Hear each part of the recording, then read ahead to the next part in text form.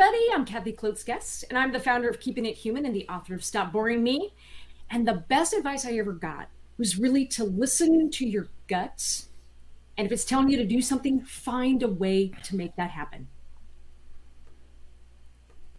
Ooh, I love that. Listen to your gut. So who gave you that advice, Kathy? What were you doing when that happened upon you? You know how, like, when you're in your 20s and you think you know everything, and people are like, you know what? Listen to your gut. And you're like, yeah, whatever. And it doesn't really mean anything because you don't have the life experience. And I can think of all the times that, you know, it was said to me in business, it was said to me in comedy stages by artistic directors that were like, you have a great gut. Forget about what other people are doing. Listen to your gut. And it took me a while, but now that I'm older, I go, oh, you know what? I get what they were saying. I have a good gut. And I think every human, I think, has that inner, like, yeah, I think that's what I should be doing. But we get talked out of it, don't we, by other people?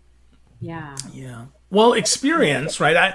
That we all think that our experience is the same, right? So, Kathy, this is what I think you should do. And so to your point, right? Listen to your gut, not just a gut, right? Like, don't just listen to experts. Not that you don't want to coach, but what feels right for you is what's important. Is that what you're hammering at here? Exactly, because the thing that you nailed so much better than I could, is that when people give you advice, it's from their point of view, what they see and what they would do. And a lot of times, remember, when you're doing something new in the world, you see what's possible because it's you, and they may not get the full vision. So they're telling you what they would do based on themselves. And that may not be, and a lot of times it's not, what you need to be doing with your capabilities and your vision and your skills. Yeah, absolutely. So that's often where we get our favorite unsolicited advice, right? So Kathy, here's what you should do. And it's like, well, hold on. Like, I had an idea about this. Yeah. I knew what I wanted to do. And I'll tell you that. And I get hung up on that sometimes because I'm willing to give unsolicited advice and it's worth exactly what they paid for it, which is nothing a lot of times, unless we go deeper, right? Is that what you're getting at here?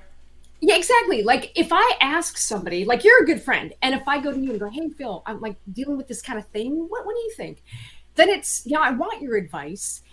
And true improv style, it doesn't mean that you take it unfiltered. You take somebody's advice and maybe you parse it and go, what parts ring true for me and what parts just don't fit? And it's okay to say, no, thank you. It's okay to say, I appreciate you, and based on what your view of the world is, and God bless, because you see something I don't. And then to go inward and go, hey, but you know what? I'm the one that has, 20 plus years in comedy stages. I'm the one who was a VP of marketing. I'm the one who actually ran big teams. And I see the two together in ways you don't even see possible. So I'm going to do me. Thank you. Yeah. And that's a good thought as we jump here into 2022 is, right, we have to do us because ultimately we're responsible for us. Yeah. We're responsible for those decisions. We're responsible for the outcomes or the lack of decision or the lack of outcome. Yeah. Ultimately, I think this is where making a decision that's right for you has to really be with you, because when you follow somebody else's advice, you're the one who has to follow through on it. You're the one whose reputation rests or falls based on execution. You're the one who's got to see the vision and day to day find the motivation to keep going. So if it's somebody else's advice and it doesn't sit with you, how are you going to find the daily motivation to keep going when it gets hard? I just say, you know what? Yeah, that's helpful. And we think about that, right? There's so much there to think about is where do we get that energy? And it's often internal. Most of us are intrinsically motivated, not extrinsically. Yep. I mean, sure, if money motivates you, and some people it does, and that's cool. But for many of us, we're internally motivated, intrinsically motivated. What gets me going isn't what gets you going. So, Kathy, you've moved here from marketing to improv to leadership and such. So what gets you going these days? Why are you excited for 2022? Yeah, I think what gets me excited is knowing that every day I get up, that I'm kind of really leaning into all the things that make me me. And that helps people, and that it actually is helping people. So, yes, and marketing and improv and comedy, all those things go together. I also think so much of it is day-to-day leadership. It's not just marketing and sales, it's how we live our lives. I mean, I think I've always believed improv and comedy are the language of not only business, but they're the language of our day-to-day life, how we should live our lives. And to me, that's a personal leadership. It's not just business leadership. So I kind of, for me, I get excited about thinking bigger, a bigger vision of what I can do and bring, and maybe in some ways seeing things that other people don't. So yeah. Yeah.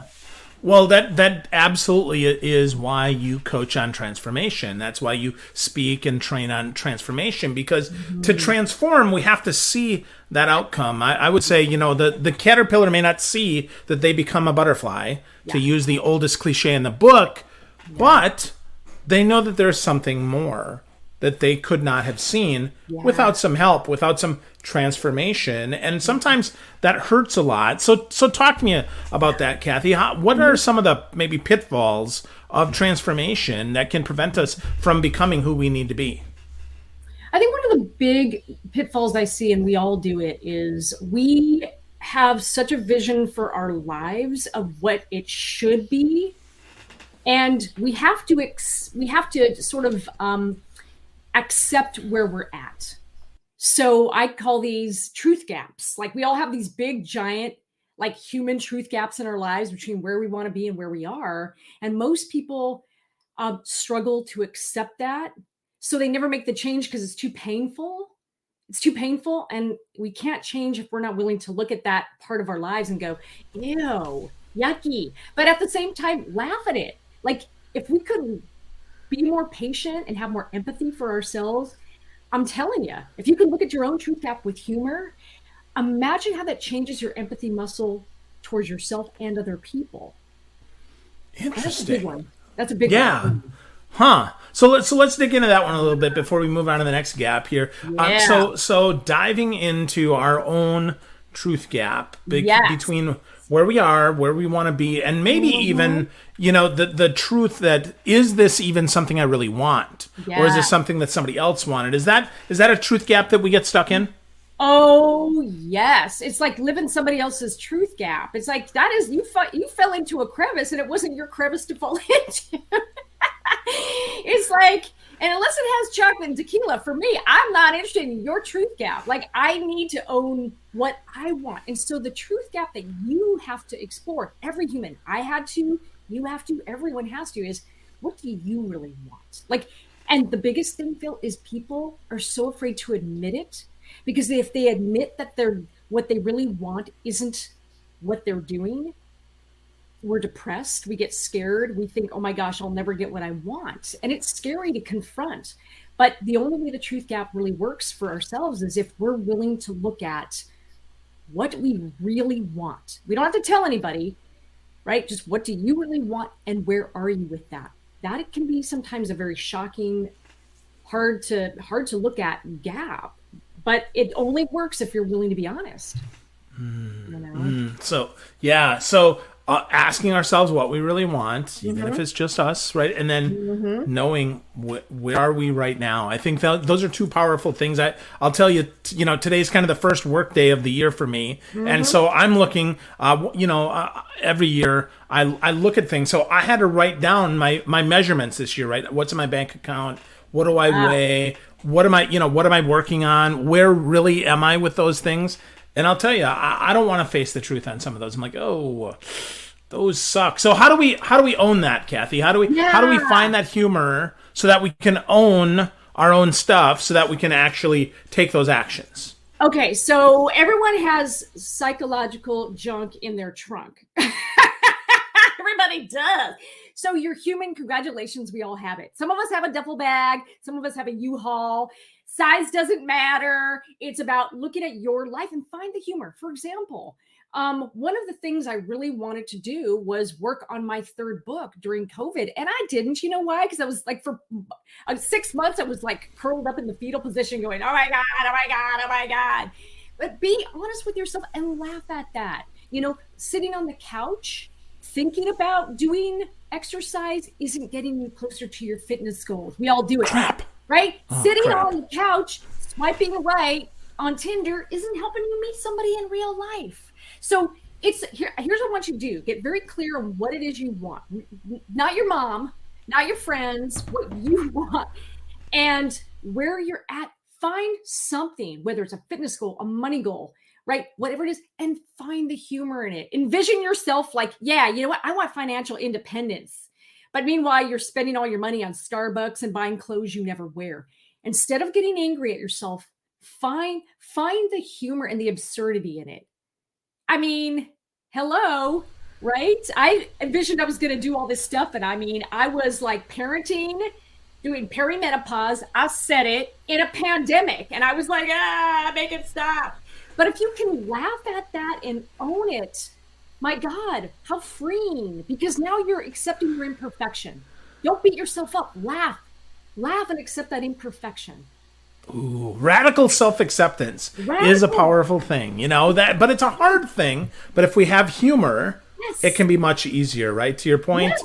I think that is our answer, right? That's it, Kath. So that's good. So we find the humor, we laugh at ourselves. Maybe we trust our spouse or one or two friends. Not everybody, because we don't want them laughing at us. We want them laughing with us, right? With us. This is not about putting ourselves down. Because most of the way that we do these New Year's resolutions, I mean, Phil, you know, because you're all about change and sales mindset and things like that. To shift a mindset, to create a mindset change with anything is we have to see what's possible. But we can't do that if we're beating ourselves up. We have to have some self-love and acceptance and say, here's the humor. Here's the, here I am wanting to be a bikini model. Cut to, I'm on the couch eating Snickers every day as I make the pandemic stop. Right? Find that to laugh at. Share it with some close friends that you trust that will say, I love you, I hear you. Then pick one thing you can do differently. But I'm telling you, change doesn't happen with beating ourselves up. It comes with the self-love. And humor is radical self-love. Just, stop judging yourself. There you go. That's what your family is for. Yeah, I guess, right? Yeah. Hopefully not. But Kathy, before we move to the next gap here, I want to talk a little bit about that. You said, family does that, but let's talk about a people diet, right? Because we've talked about this a little bit.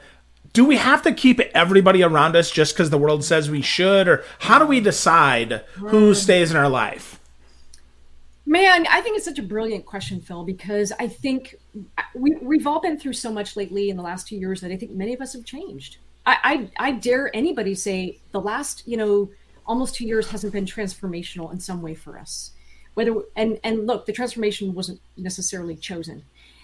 So you have to, I think the really important thing is to look at your life and to see who has your back.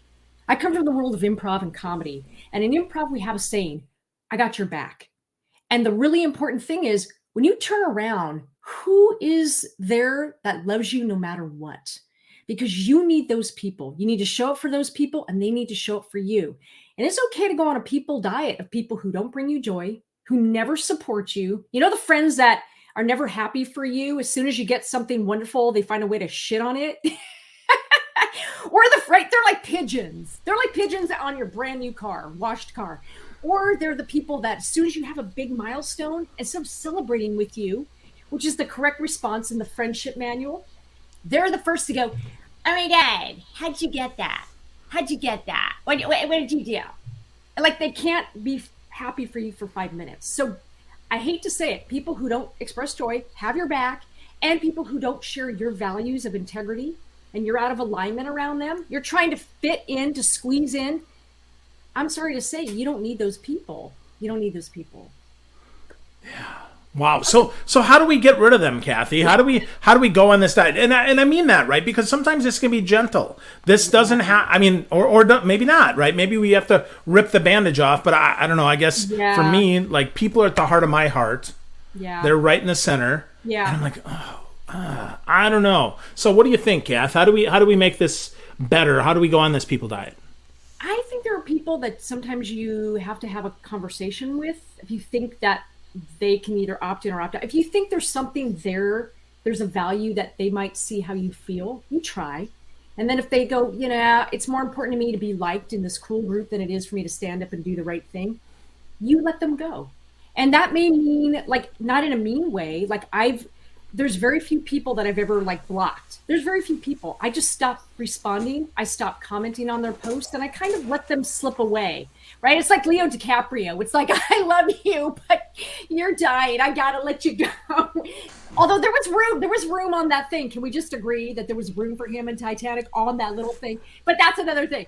Sometimes we gotta let them go with love, and just if they come back and have a change of heart, great. So you don't even have to be mean. You don't even have to have a formal conversation. Honestly, this sounds maybe like a business version of ghosting, but really start to reduce your interactions. See how you feel. Does it make you feel better? I know that there are people that I kind of stopped, commenting on, and honestly, my world got better. My world got better. Yeah. Wow, that's so interesting. So Yeah. we got a couple steps here there that I just want to unpack. So first, we can stop interacting. Yeah. That's a really good step to people diet. Second step, we could maybe unfollow them. And then if they still don't get it and it's still not working and it isn't helping enough, I would say that's when we move to the block, right? That's when we move to the cut them completely out. And whether they know it or not, I'll say some of the people I've blocked, I really was worried about, and they don't really care. Like, there's nothing there. It's so interesting. Like, it was the story I told me, but it's not really the truth. They could give a crap. And I'm like, wow, why didn't I do that years before? I think you are so right. I think blocking is sort of the like escalation path. And look, there's times you have to block people. I mean, let's just be honest. Like last year, well, a year and a half ago, 2020, we had to block a lot of our friends for a lot of the stuff that they were causing in our lives. And I think here's where the truth gap doesn't just apply to, your business goals and your life goals. Look at your friends. I mean, I'm sorry. Are those people showing up for you? Would they have your back? And I realized a lot of the people that, in some circles that I was saying, no, give them a chance. They're going to change. They're going to see it. Not only did they not care, it just wasn't important to them. And the reality I had to accept was we were not aligned on values. And there was no way to get there. And there are some things that are just non-negotiable for me, and my values are one of them. Yeah. So, yeah. And even though you use humor and you can maybe laugh at yourself for that, ultimately we have to make that hard choice. And maybe that does require less humor and more seriousness, right? It does. I think the way that I try, you're so right. Sometimes humor is a great response to be kind to ourselves. And here's the thing. Having a sense of humor when you have to let people go can be kind to yourself too. Sometimes it's the kindest thing you can do because they're not serving you. They need something different. They're on their own growth journey. But here's the thing about when you first have humor for yourself, I think, even though you have to be serious, you switch to seriousness to sort of do what you got to do. You can have humor and compassion for other people. And the way that I let some people go was their journey. They're on a life journey that is just not my path. We're on two different planes of emotional sort of, development, and their journey is not my journey, and God bless. And let them go with empathy and not with any kind of rancor, but empathy. But I think it starts with you having empathy for yourself to say, I deserve better. I deserve better friends. I deserve people who, when I turn around and life is hard, they got my back. Yeah, for sure. So that sounds to me like an empathy gap. Is that one of the other gaps, or what's another gap we should be talking about here besides the truth gap, Kath? Well, the truth gap is so connected to empathy, and the empathy gap is another one. Look at the values gap. Look at the values gap in your life. Where are you showing up for yourself? And then where are you? And it's another type of truth gap. Where are you showing up for yourself, and where are the people around you maybe letting you down? And here's the thing. Be very honest with yourself. Is it about them, or is it about us? And are we trying to fit in where we really don't belong?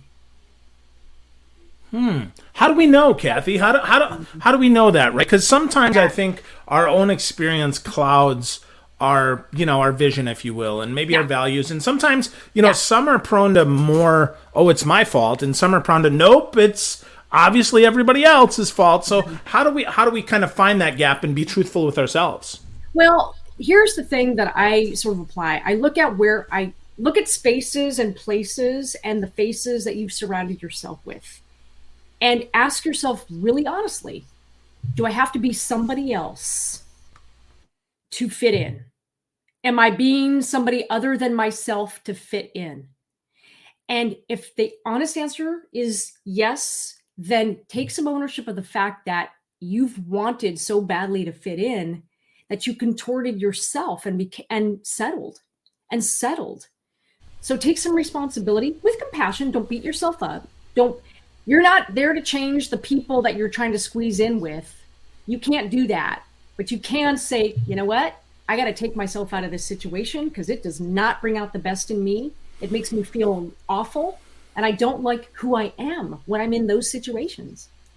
Yeah, that makes so much sense. I had a job once where they really did not like the fact that not only do I wear bright colors, but my personality is a little different than everybody else's. I know that's true. And they actually asked me to not in a jerky way like that I am. I don't know. At least I try not to be, right? But they were like, yeah, well, if you could just kind of be less you, Phil, and like really not share your opinions about stuff. I'm like, hi, I got to raise my hand here. That's why you hired me. Like, you hired me to bring what you're asking me to take back away. So clearly it's time to move on. Is that what you're finding too? 100%. I mean, if you cannot be you in an environment, get out of there. I mean, the reality is like, I'm like you. I mean, I'm a woman with a corporate background who also has a comedy background, right? I get paid for my opinions, but it's to help move you forward. It's to yes and you forward. And if people don't want to hear it and you've got to be somebody else, if you can't speak up and say, hey, take a look at this. These things are hurting the community. We have some issues here that other people, and if people's first reaction is to get angry, then maybe that's not for you, or to tell you to be less, or to be, I've had the same thing. Kathy, we love you, but could you just be less you? No. And I think every human being, I think everyone knows that because we've all experienced being in a place where maybe it just didn't feel right. Yeah. And it's interesting because it often doesn't come at us that clearly. No. As much as we're kind of making fun of it, it's not as easy as somebody saying, hey, just be more or be less you. It's often more subversive. It's often more subtle, right? People ask those questions like, if you could just, and you're listening to that and you're like, why? Like, something just doesn't do it. And that's the gut check that we have to give. It gets back to your first point, right? Yeah. If you feel something is amiss, like, take a hard look. Is it you or is it them? Yeah. And then be willing to move forward, right? Totally be willing to move forward. And the reality is that sometimes we get it wrong too. Sometimes, it's easy to blame everyone else. Yes, and we also have to own responsibility for going, you know what? I have a choice and I can take myself out of those situations. And, the reality is I think it's a whole lot easier to take responsibility and remember that we have some ability here. We can make a bold choice, which is to yes and other people where they're at. Your journey is your journey. Yes, and my journey is over here. Godspeed. I'm going to move over here. It doesn't have to be rancorous, or it doesn't have to be, with any animosity. I think it's just choosing the people diet that makes you feel like I can be me here. That environment, the people around you that love you for being you. Yeah. Wow. Good reminders. So what's one more gap here, Kathy, as we're moving along here? We got the truth gap, we got a values gap, kind of that self gap or friends gap that we've talked about here. What's one more big one that we often overlook that can help us really transform? I think one of the biggest other kinds of gaps is really looking at our own joy gap. I think joy gap is a big one for me. It's, they're all connected. All these gaps are connected, right? And I think it's where are you finding joy? What's blocking your joy? And this is a really important one. Pay attention to your feelings. If you're if you go into a group or an employer, or you're around certain people and your joy just isn't there, really be honest with yourself about why. What is blocking my joy, right? What is joy blocking me? What is that? And who's joy blocking me and why? And really take a hard look at that. And again, anytime you have to take a hard look at your life, try to find the humor in it. Because honestly, if we can laugh at ourselves first, it's a whole lot easier to admit and then make the shift. Yeah. Right? Well, it doesn't feel so painful, right? Well, it's not. It doesn't have to be painful. We're all human. We all have gaps in our lives. Everybody does.